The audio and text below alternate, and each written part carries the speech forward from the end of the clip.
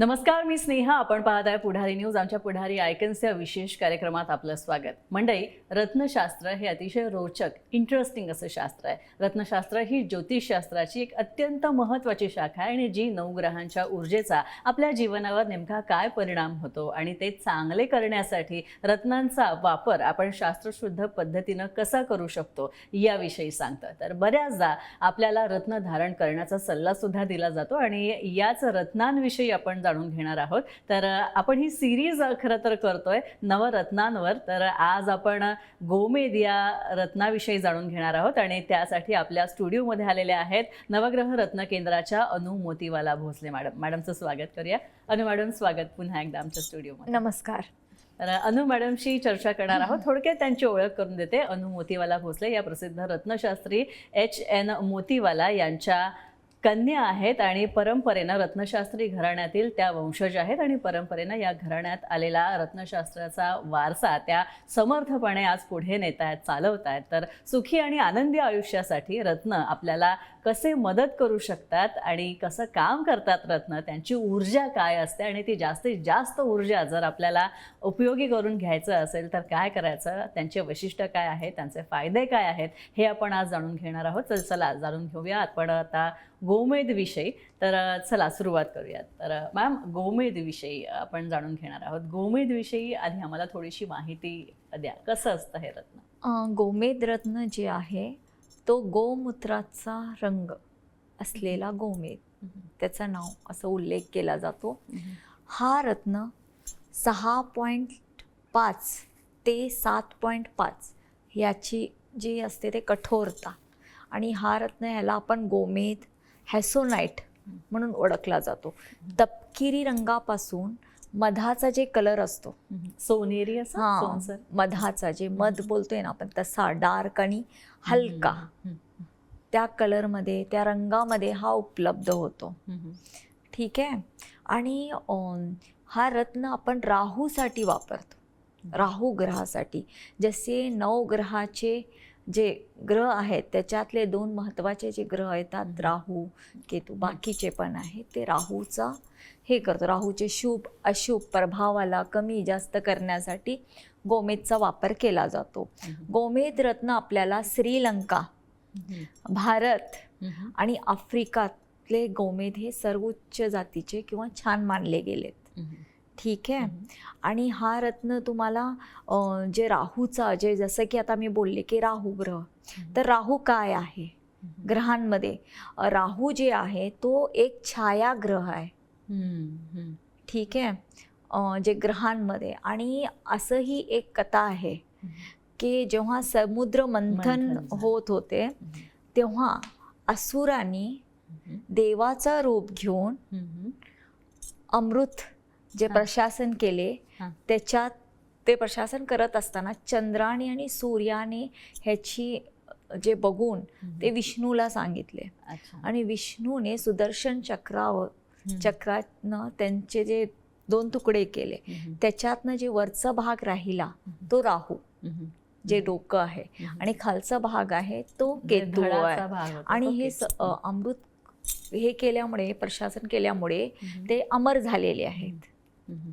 अमृत प्यायल्यामुळे ते अमर झालेले आहेत.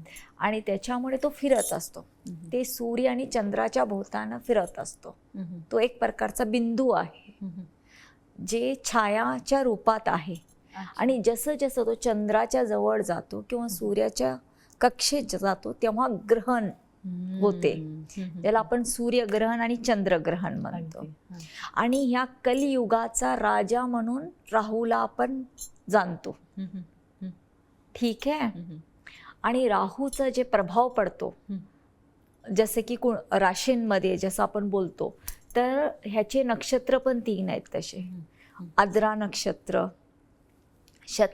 शतभिषा नक्षत्र आणि स्वाती नक्षत्र. ह्या 3ही नक्षत्रांचा स्वामी पण राहू आहे. त्याचबरोबर मिथुन राशी, तूळ राशी, कुंभ राशी आणि वृषभ राशीमध्ये हा खूप छान काम करतो. अच्छा, म्हणजे आता कोणकोणत्या शास्त्रांनुसार आपल्याला गोमेद धारण करण्याचा सल्ला देतात? आता आपण गोमेद रत्न धारण करताना हस्तरेखा, कुंडली, ज्योतिषशास्त्रानुसार पूर्णपणे वैदिक कुंडली असून दे, त्याचा अभ्यास करून आणि न्यूमरॉलॉजी अनुसार जी मुलं 13 तारखेला 4 तारखेला जन्माला येतात किंवा 22 तारखेला जन्माला येतात त्यांनी गोमेद रत्न धारण करावं, ज्याचा भाग्यांक किंवा मूल अंक 4 आहे त्याने. आणि ज्या कुंडलीमध्ये राहू शुभ स्थितीत आहे त्यांनी त्याचा वापरामुळे त्याचा आणखीन छान त्याला फळ मिळतो. आणि जे अशुभ स्थितीत राहू आहे तर ते सल्ल्यानुसार तुम्ही वापरू शकताय. का अशुभ स्थिती म्हणजे काय, की जेव्हा राहू अशुभ स्थितीत असतो ती माणसं जे आहेत चुकीच्या वळणावर जाणे किंवा बोलतोय ना आपण पूर्णपणे ते ग्रह बिघडणे, म्हणजे मार्ग भरकटतो किंवा व्यसनाधीन होणे ह्याची शक्यता दाट असतात, किंवा मानसिक आजारानं पीडित असणे आणि ब्रह्मात जगत असणे. अच्छा, ह्या लोकांना काही वेगळं असतो. जसं की आपण बघतो ना, काही लोक खुळी असतात, त्या काही लोकांना अमावस्या पौर्णिमाच्या वेळी झटके येतात. अच्छा, ह्याचा कारण ही राहू असू शकतो, राहूचा प्रभाव असू शकतो. आणि जेव्हा राहू शुभ स्थितीत असतो तेव्हा ती माणसांना राजकारणामध्ये, वैद्यकीय क्षेत्रामध्ये, डॉक्टर्स किंवा काही प्राप्तीसाठी राहू, जसं मी बोलले की कलियुगाचा राजा आहे, ज्याचा राहू छान असतो तो एका दिवसात धनवान आणि धनाकडे आकर्षित असतो. तो खूप महत्वाकांक्षी आहे राहू ग्रह, त्याचा तसंच प्रभाव आपल्या आयुष्यात पडत असतो. सट्टा असून दे किंवा 2 नंबरचे जे व्यवसाय करतात, गॅम्बलिंग असून दे किंवा सर्जन आहेत, ऑपरेशन जे करतात शेअर मार्केटिंगसाठी, राहू ज्यांचा शुभ आहे त्या लोकांना ह्याच्यातनं कोणीच पाठीमागे घेऊ शकत नाही. काही लोक मटका हे सगळे जे खेळतात त्यांच्या ग्रहांमध्ये राहू शुभ स्थितीत असतो. ही लोक खूप महत्वाकांक्षी असतात. आणि ज्यांना बाहेरचा प्रवास करायचा आहे, फॉरेन ट्रिप करायचं आहे किंवा एज्युकेशन बाहेर न घ्यायचं, ह्यालाही राहू शुभ स्थितीत लागतं. अच्छा, त्याच्यामुळे त्यांचं बाहेर प्रमोशन किंवा बाहेर शिक्षण आणि बाहेर स्थायिक होतात. अच्छा मॅम, गोमेद धारण करण्याचे फायदे काय आहेत? तुम्ही गोमेद रत्न धारण केला, कुठल्या परिस्थितीत तुम्ही गोमेद रत्न धारण करताय ह्याच्यानुसार हे ठरलं जातं. काही लोकांना जर आजार आहेत किंवा मानसिक ताण आहे तर त्याच्यासाठी त्यांनी गोमेद रत्न धारण केलं की त्यांना त्याच्यात फायदा होतो. ती मानसिकता त्यांची शांत राहते, त्यांना निर्णय घेण्यामध्ये मदत मिळते, ते स्वतःचा छान पद्धतीनं विचार करू शकतात. आणि ज्या लोकांना व्यवसायासाठी गोमेद वापरायचं आहे तर राहूची पीडा, शत्रू पीडा किंवा पैशांमध्ये मदत, बिझनेसमध्ये फायदा होतो. राजकारणामध्ये खूप जिथं मित्र असतात तिथं शत्रू अपार असतात. अगदी. त्याच्यासाठी गुप्त शत्रूंचा नाश करण्यासाठी गोमेद रत्न हा उत्तम रत्न मानला गेलाय. अच्छा अच्छा. आणखी एक मॅडम, की आपण गोमेद धारण केल्यानंतर किंवा ती धारण करण्याची काही पद्धती आहे, तर ती पद्धती काय? तुम्ही गोमेद रत्न, जे आता मी बोलले की गोमेद रत्न राहूची महादशा, अंतर्दशा ह्यावेळीच धारण करू शकताय. जेव्हा काही कुंडलीमध्ये राहूची ही महादशा 18 वर्षाची असते, तर 18 वर्षाची महादशामध्ये काही लोकांना त्याचा खूप त्रास होत असतो. राहूमुळे भांडणं होणे, क्लेश होणे, आणि दुसरं म्हणजे अचानक नुकसान होणे, फॅमिली लाईफमध्ये डिस्टर्बन्स होणे, किंवा इथपर्यंत होतं की डिवोर्सचे येतात. जर तो 3ऱ्या घरामध्ये किंवा मॅरेज लाईफमध्ये आहे किंवा चंद्राबरोबर राहू असेल किंवा सूर्याबरोबर असेल तर त्याचे अशुभ प्रभाव लवकर होतात. तर ह्या लोकांनी दशेमध्ये जर राहूचं रत्न धारण केले की ते थांबण्यामध्ये मदत मिळते. अच्छा, ठीक आहे. तर ह्यावेळीस त्यांनी दशापुरता म्हणजे 18 वर्षासाठी किंवा आंतरदशाच्या वेळीस तुम्ही धारण करू शकता, त्याचा तुम्हाला उत्तम फायदा मिळेल. अच्छा अच्छा. आणखी एक अनु मॅडम मला विचारायचं, आता तुम्ही मगाशी म्हणालात की ज्यांनी हे रत्न धारण जे हे रत्न धारण करतात त्यांची एक विचार करणे म्हणजे मानसिक पातळीवर एक वेगळा प्रभाव पडतो. पण काहींना ज्यांना काही शारीरिक व्याधी आहेत किंवा काही व्यंग आहेत किंवा मग काही आजार जडलेले आहेत किंवा होणार आहेत असे संकेत जेव्हा आपल्याला मिळतात तेव्हा सुद्धा गोमेदचा उपयोग होऊ शकतो का? होऊ शकतो. ज्या लोकांना आभास होतात, का म्हणजे हा ब्रह्म पैदा करणारा ग्रह आहे, ठीक आहे, भ्रमात ठेवतो तो. काही लोकांना काही नसताना असं सतत वाटत असतं की माझ्याबरोबर कुणीतरी आहे, किंवा विचित्र स्वप्न पडणे, सतत स्वप्नामध्ये साप किंवा पाणी येणे. आणि ज्या लोकांना दचकत राहतात, सांधेदुखीचा त्रास आहे, चर्मरोग आहेत, अच्छा, ह्या लोकांनी जर गोमेद रत्न धारण केले तर त्यांना बऱ्यापैकी त्याचा फायदा होतो. आणि राहू ग्रह जे आहे वडिलांच्या वडिलांना दाखवतो, म्हणजे पित्रांना. अच्छा, ज्या कुंडलीमध्ये पितृदोष आहे त्याच्यामुळे ती व्यक्ती पीडित आहे. पित्रांच्या दोषामुळे कुंडलीमध्ये किंवा त्या व्यक्तीला सतत त्रास होत आहे किंवा त्याची उन्नती होत नाही आहे, किंवा घरामध्ये पित्रांचा त्रास आहे, तरी सुद्धा गोमेद रत्न धारण केले की तो दोष थांबतो. वा वा. आणखी एक की जेव्हा आपण गोमेद धारण करतो तर कोणत्या अशा राशी आहेत की ज्यांना गोमेद हे रत्न फार फायद्याचं ठरू शकतं? वृषभ राशी, आणि तुमचं कुंभ राशी, मिथुन राशी आणि तुळा राशी. त्याचबरोबर मेष राशीच्या लोकांना कुंडली बघून धारण करू शकते. बाकीच्या कुंडलीमध्ये जर राहू खूपच 4थ्या घरामध्ये आहे किंवा सप्तमी स्थानी आहे किंवा 11व्या घरामध्ये आहे तर त्यांनी सल्ला घेऊन हा रत्न धारण करू शकते. अच्छा, म्हणजे राहू तुमच्या कुंडलीच्या कोणत्या स्थानामध्ये आहे त्याच्यावर सुद्धा धारण करण्या बऱ्याच अंशी अवलंबून आहे? हो. हां, म्हणजे का की सुखभावमध्ये जर राहू बसला असेल आणि त्याच्याबरोबर गुरु असेल तर गोमेद अवश्य वापरावं. का तो ग्रह राहू कुणाबरोबर बसतो त्याला तो खातो असं म्हणतात. ठीक आहे, का हा महत्वाकांक्षी आहे, ह्याला काढून घेण्याची सवय. अच्छा, हो हो हो. ठीक आहे. तर गुरु बळ त्याचा कमी झाला, त्याच्यामुळे ह्याचा आपल्याला त्रास होणे म्हणून तुम्ही ते रत्न वापरू शकताय. त्याचबरोबर चंद्राबरोबर राहू जर असेल तर मानसिक स्थिती किंवा मनाची स्थिती व्यवस्थित नसते. तो व्यक्ती त्रासात असतो, अशांत असतो. म्हणून तुम्ही गोमेद रत्न धारण केले की तिथं ते बॅलेन्स राहतं. अच्छा, पण धारण केल्यानंतर साधारण किती दिवसानंतर परिणाम दिसायला सुरुवात होते? तुम्ही घातले 3ऱ्या-4थ्या दिवसापासून ह्याचे प्रभाव जाणवायला लागतात. अच्छा, मला तर माझे जे क्लायंट आहेत, काही लोकांना मी जेव्हा सल्ला दिले तर ते मला फोन करून सांगतात की आज मला झोप छान लागली घातल्यावर 2ऱ्या-3ऱ्या दिवशी, मला स्वप्न पडायचं बंद झाले. तर आपल्या ग्रहांवर ते अवलंबून आहे.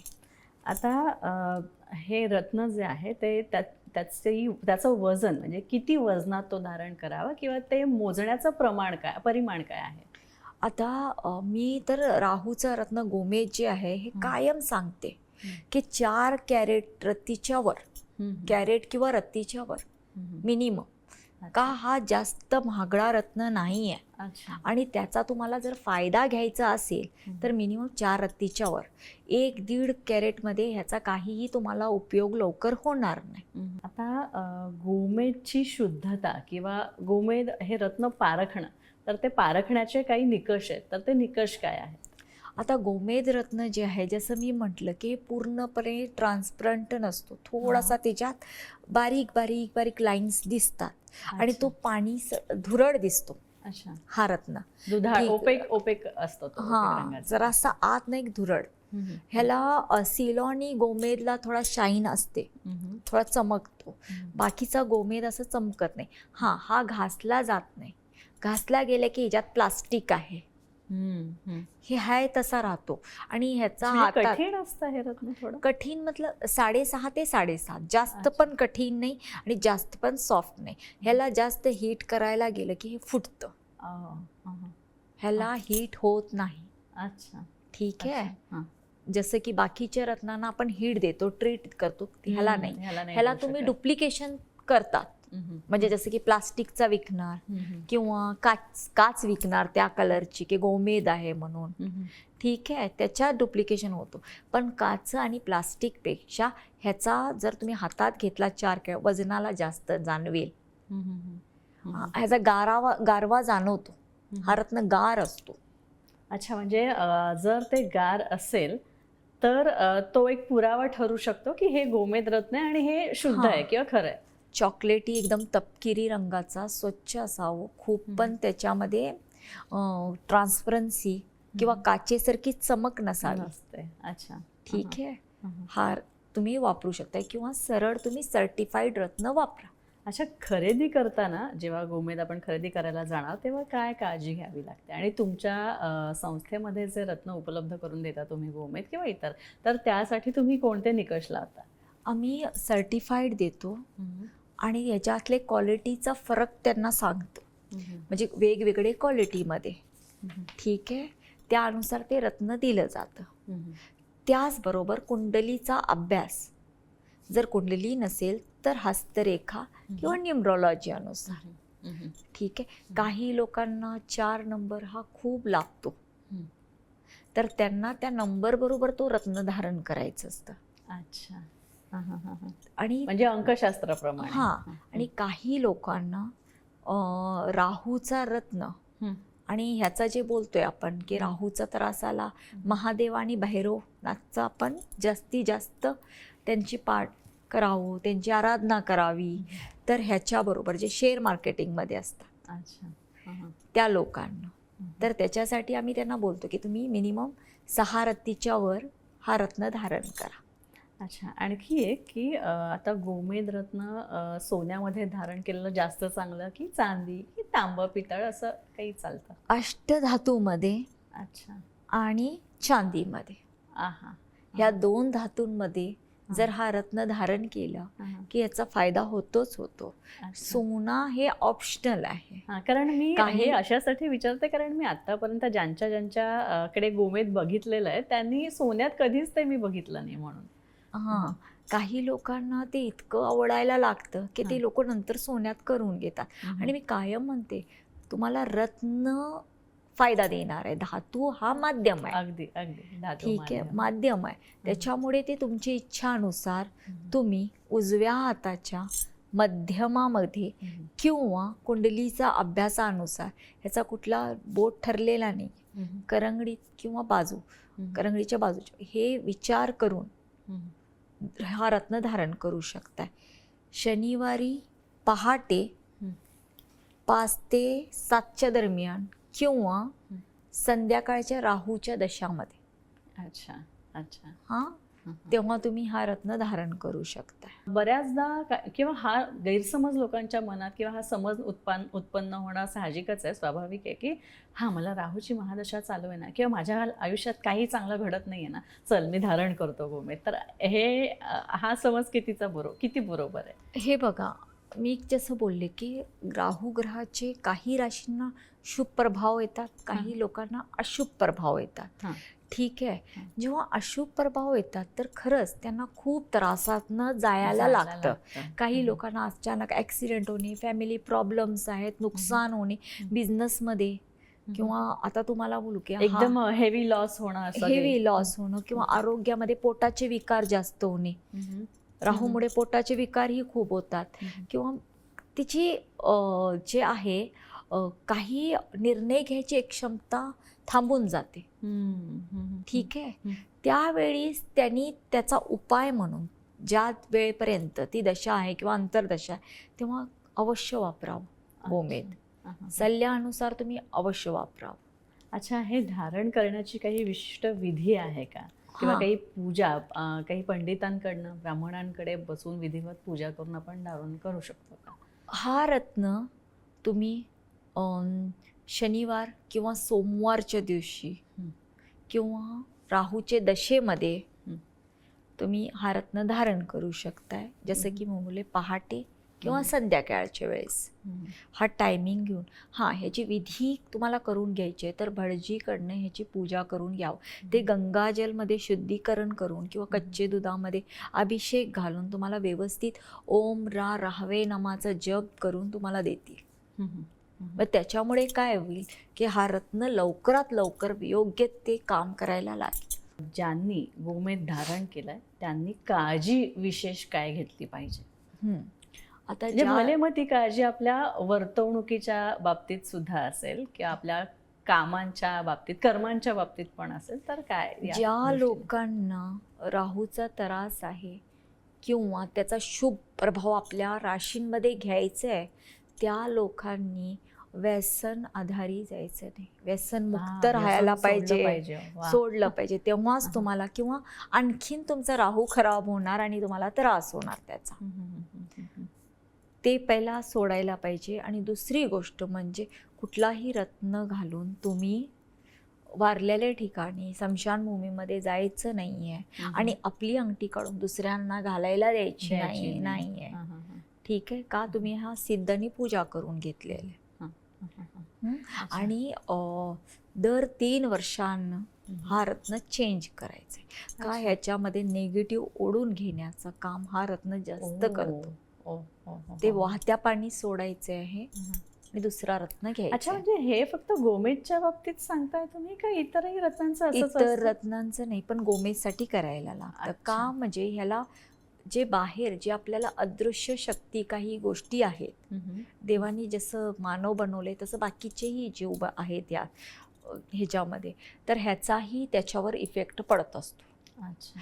दानवांचा देव राहू आहे. ठीक आहे. आणि फक्त त्यांनी अमृत हे पिल्यामुळे तो अमर आहे आणि हा आपल्या ग्रहांच्या पाठीशी फिरत असतो. अच्छा. जेव्हा जेव्हा ज्या ग्रहाच्या जवळ जातो तिथं ते आपला प्रभाव जास्त करतो, त्याला गिळून खात. असे ह्या गोष्टीमुळे जेव्हा तुम्ही बोलतो, आता शिक्षण घेणारे मुलं आहेत, त्यांच्या बुध बरोबर राहू असेल तर तो छान काम करतो. अच्छा. ठीक आहे. बुध आणि राहू हे चांगलं. पण सूर्य आणि राहू जेव्हा येतं तर ते विचित्र. काही शत्रू आहेत. अच्छा. चंद्र, सूर्य हे शत्रू आहेत त्याचे. त्याच्यामुळे हा फरक पडत असतो. नक्कीच. तर आपण पाहिलं की आज आपण गोमेद या रत्नाविषयी, राहूचं रत्न गोमेद याविषयी चांगली माहिती जाणून घेतली आहे अनुमोतीवाला भोसले यांच्याकडनं. आणि तुम्हाला जर अशाच रत्नांविषयी मार्गदर्शन हवं असेल किंवा तुम्हाला रत्न धारण करायचं असेल किंवा रत्नशास्त्राविषयी जाणून घ्यायचं असेल आणि योग्य आपण त्याला म्हणूया की खरं रत्न आणि ऑथेंटिक सर्टिफाईड रत्न तुम्हाला हवी असतील तर तुम्ही अनुमोतीवाला भोसले यांच्याशी संपर्क साधू शकता आणि त्यासाठीचे संपर्क क्रमांक स्क्रीनवर दिलेले आहेत, ते नोंद करून घ्या. अनु मॅडम, तुम्ही इथे आलात पुढारी न्यूजच्या स्टुडिओमध्ये आणि सुंदर माहिती गोमेद विषयी दिली, त्यासाठी खूप खूप आभार तुमचे. धन्यवाद. यानंतर पुढारी आयकन्समध्ये इथेच थांबतोय. नमस्कार.